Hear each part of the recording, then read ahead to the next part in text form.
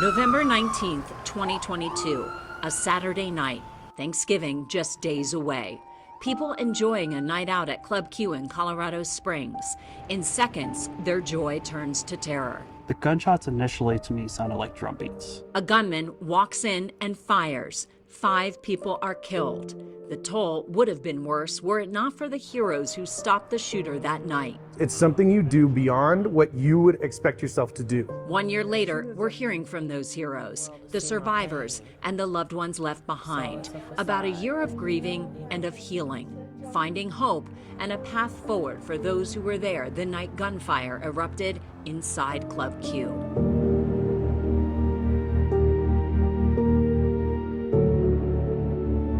I'm Diane Derby outside of Club Q in Colorado Springs. For many in our community, this was a second home, a place of refuge where they felt loved, accepted, and safe. Until 1 year ago tonight, when a gunman walked in and opened fire. 5 people died, dozens were hurt, and that sense of safety was shattered. The families of the 5 people killed are left trying to find a way to cope with unspeakable grief. I sat down with some of them to talk about how they found a way forward and what they hope you'll remember most about their loved ones. We just can't forget them. Do you worry that will happen? I do.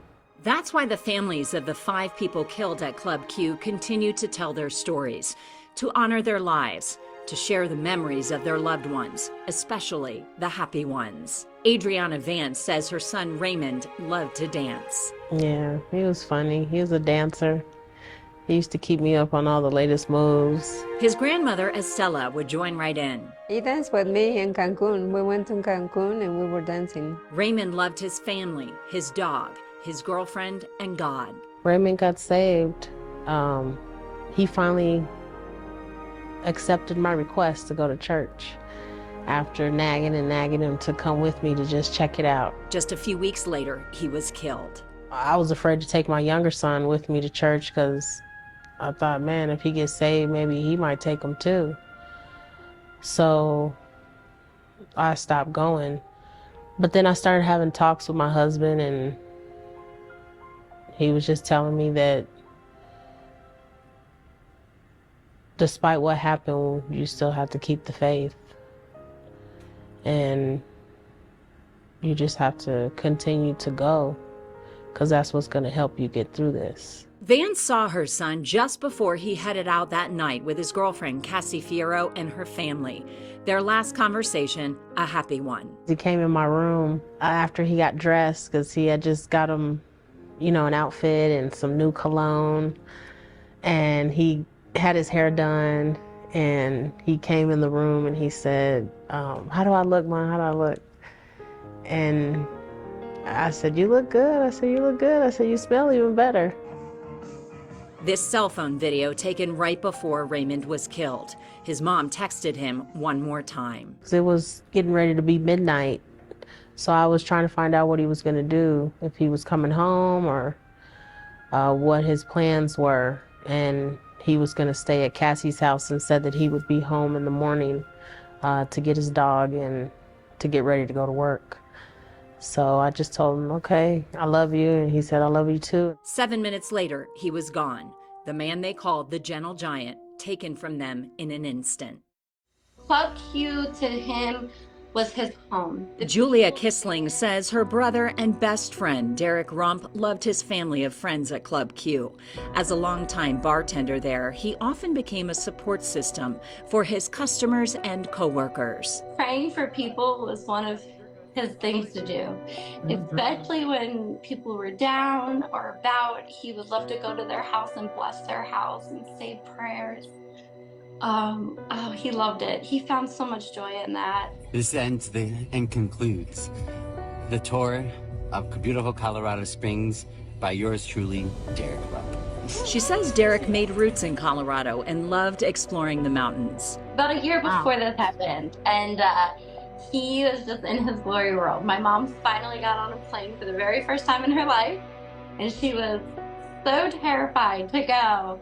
And he was so happy that she did it. And he was so excited to just take her on a tour of Colorado. It's so pretty. And yeah, they shared so many beautiful moments together. It was extremely beautiful. Treasured memories their family holds on to in their pain of losing Derek. Yeah, would never have thought in a million years that this would be us and that it would have been my brother. Jeff and Sabrina Aston's son Daniel was the first person in the club killed. It was the second time their family has been impacted by a deadly shooting. In 2013, their grandson was in Arapahoe High School in Centennial when a killer came in shooting too. Thankfully, he survived. The guy came in and shot the girl, and luckily he didn't get out. Everybody else managed to get out, except my grandson. He was actually in the library with her, but he was hiding behind the bookcases. And he called Daniel, of all people. This world will never tame me. This world will never make me hard. Daniel loved writing poems, his partner Wyatt Kent, and his family at Club Q, where he was a bartender.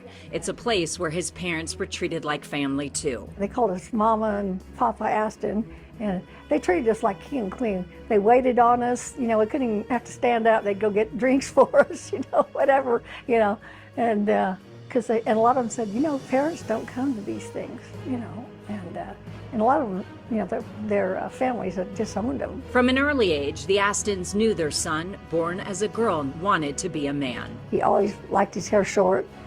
You know, I sometimes make him grow it out, but he always liked his hair short. You know, he's got one his kindergarten picture where he's got his arms stretched out. And so, yeah, he, like I said, he told us he was a boy, and then he kind of, like I said, when he got a little older, he kind of hid it, you know, from other people, you know, including us, you know. So I thought, well, maybe he is going through just a phase. But they welcomed whatever choice Daniel made. He was so happy. How can you not want your child to be happy? Tiffany Loving knew early on, too, her sister Kelly Loving wanted to be a girl. She was younger. I just thought she was like real, you know, prissy, you know? She said Kelly had gone to Club Q for the first time the night she was killed. She wasn't there 5 minutes before her life came to an end. Her birthday is on the 16th, and she didn't really get to celebrate. And I believe she wanted to go out, but, you know, being transgender, you don't just go to regular clubs sometimes because you're not accepted. And, you know, she was not from there. So I think she was just going to see where it was okay to, you know, go and enjoy herself. She says Kelly loved the trans community and loved dressing up in glamorous ways. She didn't judge people. She didn't want to be judged. She just wanted to be beautiful and live as a woman. Now she's left grieving a loss too painful to bear. I kind of feel like I lost a child that I didn't birth because I always took her under my wing, always protected her. Stephanie Clark, the protector, too, of her younger sister, Ashley Paw. She was out for a girls' night with a friend when she was killed.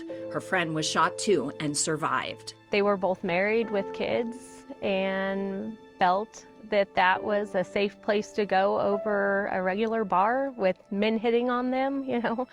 They thought that that would be, I guess, a safer place. Ashley loved her husband, Kurt, their young daughter, Riley, and the families and children she worked with at Kids Crossing. I was asked what we could do to remember her at this time, and that's what she would want, is for us to gather and help with the foster kids and make sure that they have gifts for Christmas.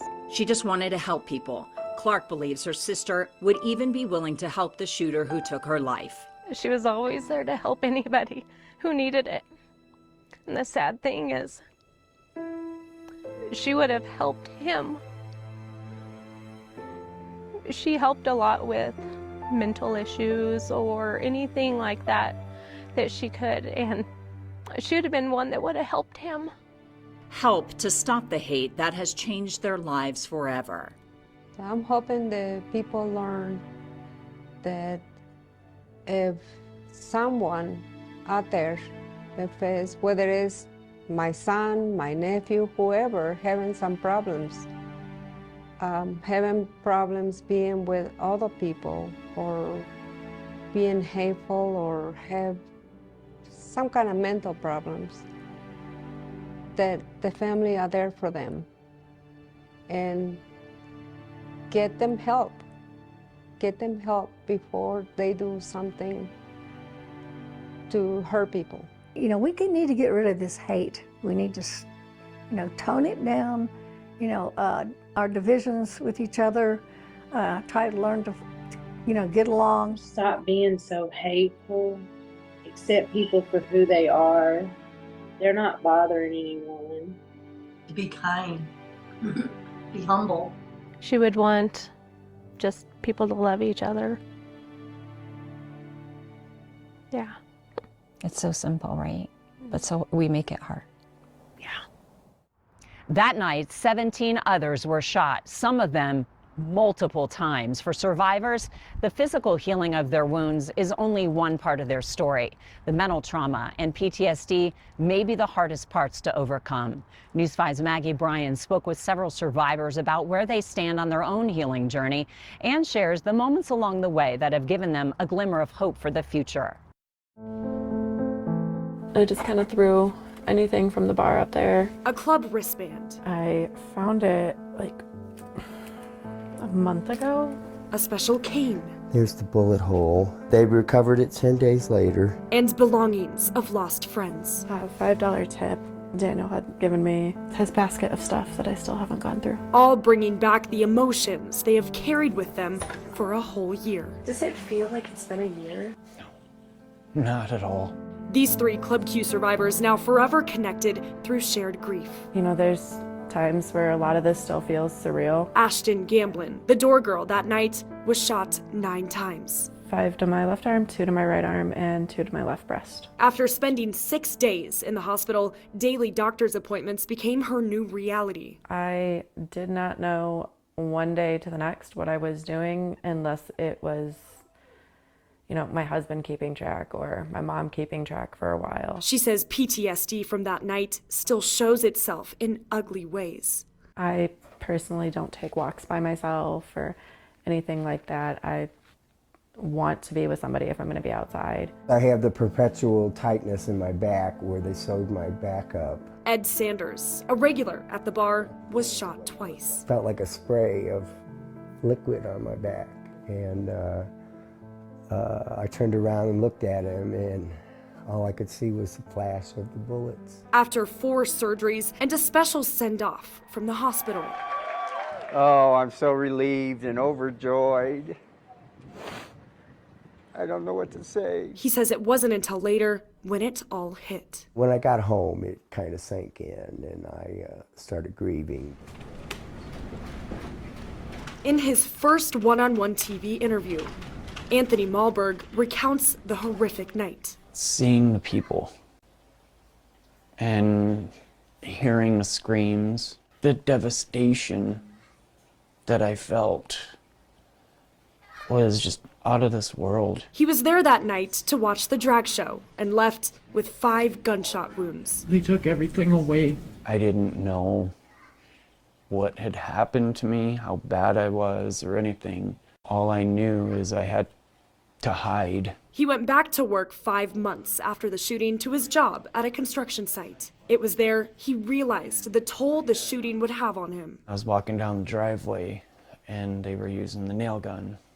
Bang, bang, bang, bang, bang, bang, bang, bang, bang. I dropped my ladder, tool bag, and I ran to the van. Not only did these 3 lose their sense of safety and normalcy, they lost dear friends. This is the 3 Days Grace concert we went to.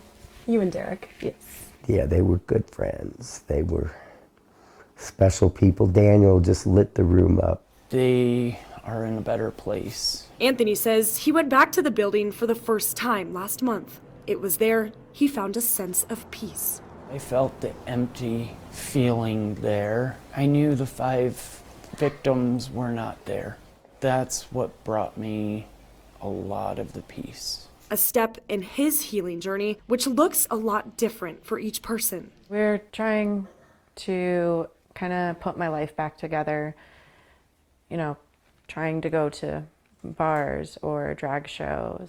For me, one of the big things is going to concerts. Along the way, some have gained a new perspective on life. I think it really has prompted me to get out there and experience things. I'm trying to live my life as fully as I can. You know, I can honestly say I'm a lot stronger of a person than I thought I was. And day by day, you have this whole new grasp, so to say, on life. They hold on to the things that give them hope. I appreciate every moment that I have.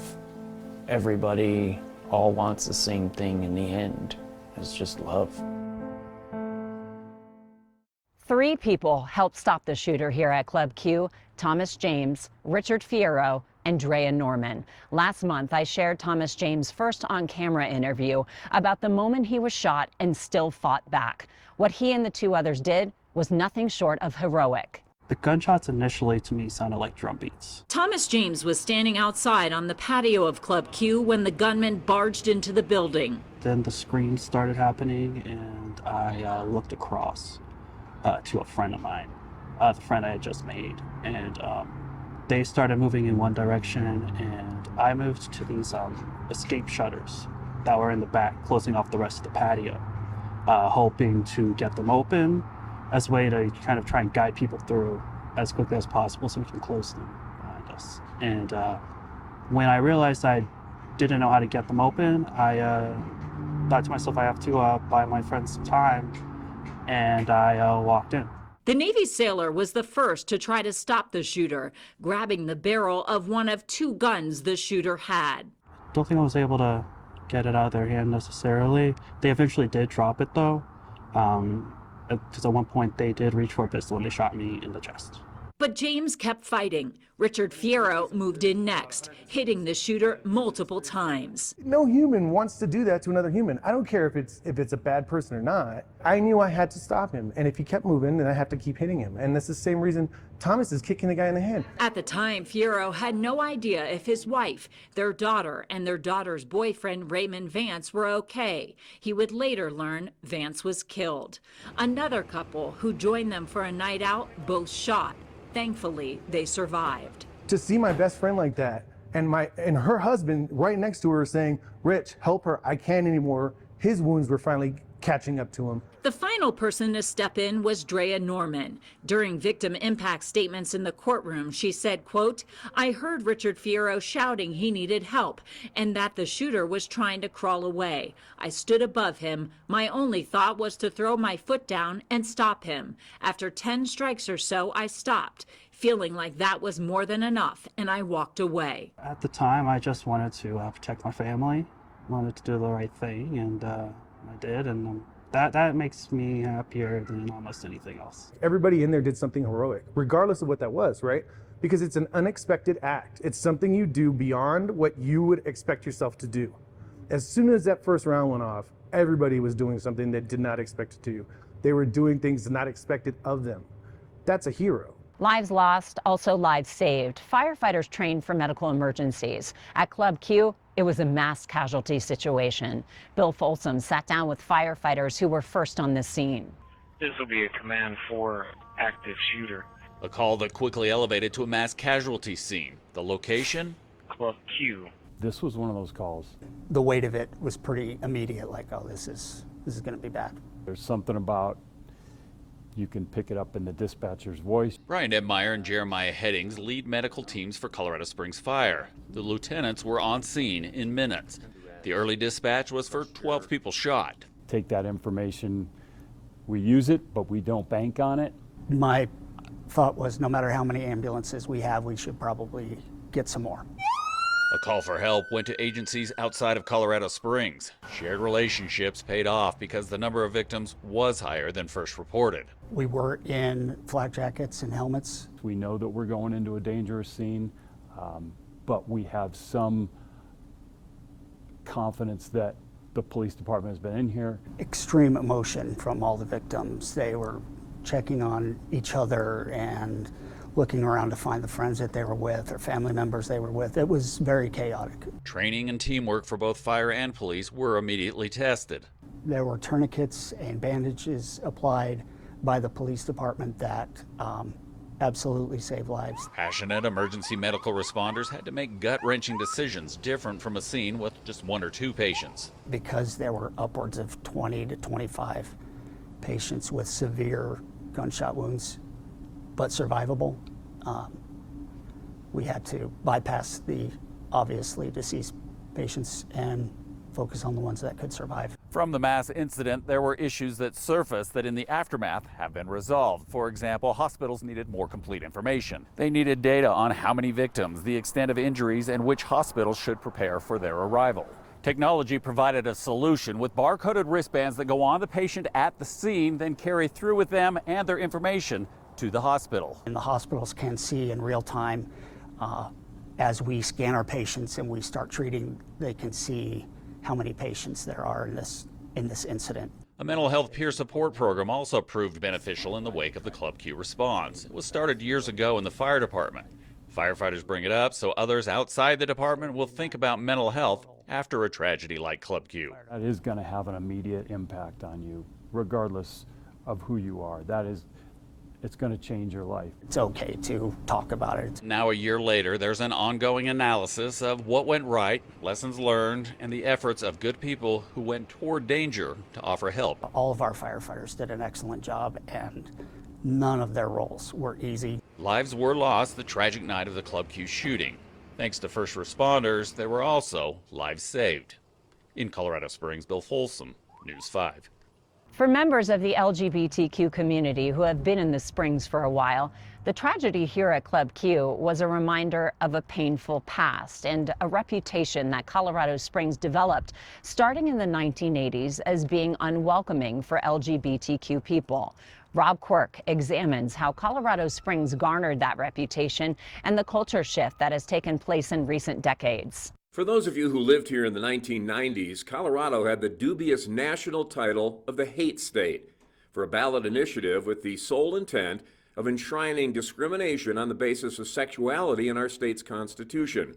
It actually passed, but ultimately it was struck down by the Supreme Court as unconstitutional. Fast forward to 2018, in the election of Jared Polis as the first openly gay governor, to which he referred to his win as an important closure for the LGBTQ+ community, the beginning of a new era, he said, a culture shift for Colorado away from those dark days of hate and discrimination. There's a lot of PTSD that comes from these mass shootings. And Justin Burns serves on the Pikes Peak Pride Board of Directors, and I posed that question to him. How has that changed, do you believe? What kind of feedback do you get? I do feel in this new age of who Colorado Springs is, we're growing up as a city. We're becoming a lot more accepting, a lot more inclusive. We understand that equity is something that needs to be addressed. He says the hatred and bigotry that leads to these kinds of deadly shootings doesn't fly with this new younger generation here in Colorado Springs, and that in turn is having an impact of understanding, not by all, but on parents and grandparents, citing his own personal story with his grandmother who just loved him for who he is. Part of growing up is taking responsibility for who we are and how we treat the rest of the world. There have also been significant changes at the legislative level that address this culture shift, including the Restoration of Honor Act, ensuring LGBTQ+ veterans receive full honor and benefits from the state, anti-discrimination protections in foster care, anti-discrimination laws against gender identity and expression, adding transgender and non-binary folks to the list of protected classes in Colorado. What we're seeing happen in legislation is an effort, I believe, to go back and rehumanize these people. You know, we're just humans, you know, just like you, Rob. Do you have kids? Do you have a significant other? Do you want to live in a happy environment? A direct result of the shooting here at Club Q, and frankly a tangible sign of a culture shift here in Colorado Springs, is the establishment now of what's called the PRISM Community Collective through the Community Health Partnership, designed to improve the physical and mental well-being and provide a safe space for the LGBTQ+ community. And Justin Burns was a part of the nearly year-long development process. And it really created a good starting point for all of the organizations. And it created also pathways for reconciliation for prior organizations that may or may not have treated our community properly. At the end of the day, Burns says that in order to sustain this cultural shift, a community that continues to grieve, to heal, has to understand that hate continues to be a problem here and across the country. New laws being enacted in other states that reflect discrimination and more targeted, deadly violence against all marginalized communities. He says we can't be complicit. We've got to go back to the core of saying we're not going to allow and perpetuate this hate, whether it's against LGBTQ people or any other person in our community. The owners of Club Q recently announced plans to open a bar and a restaurant called The Q in a new location at the Satellite Hotel. News 5's Andy Cohen shares their vision for a new safe haven for the LGBTQ+ community, as well as their commitment to honoring the victims. Club Q was thrust into a scary and unprecedented situation when this happened. For the past year, leaders at Club Q have worked to come up with a plan to answer the question, what's next? And there was no guidebook, no manual, no rules, no nothing to look at and say, this is what you do now. Vice President of Operations Michael Anderson announced in October they plan to open a new restaurant and lounge called The Q at the Satellite Hotel. The Q will be a bit toned down. I don't imagine we'll have as much crazy dancing going on. However, dancing is never discouraged. Everyone is allowed to dance. But we will focus more on entertainment options and providing a safe space for people to gather, providing drinks, food, and entertainment. As construction continues, he said they hope to be open by the end of the year. A new location is a departure of previous plans, which had hoped for a reopening of the property here off of North Academy. Anderson, who is also a shooting survivor, explained that club leadership has taken the time to listen to survivors about the trauma they experienced and let that feedback guide their decision. Many of them said we should reopen right here in this building to make a statement of strength, resilience, and love. We believe in that statement. That's still the mission that we believe in today. However, we have heard other survivors say they would feel uncomfortable to come back into a space that went through something like this so soon.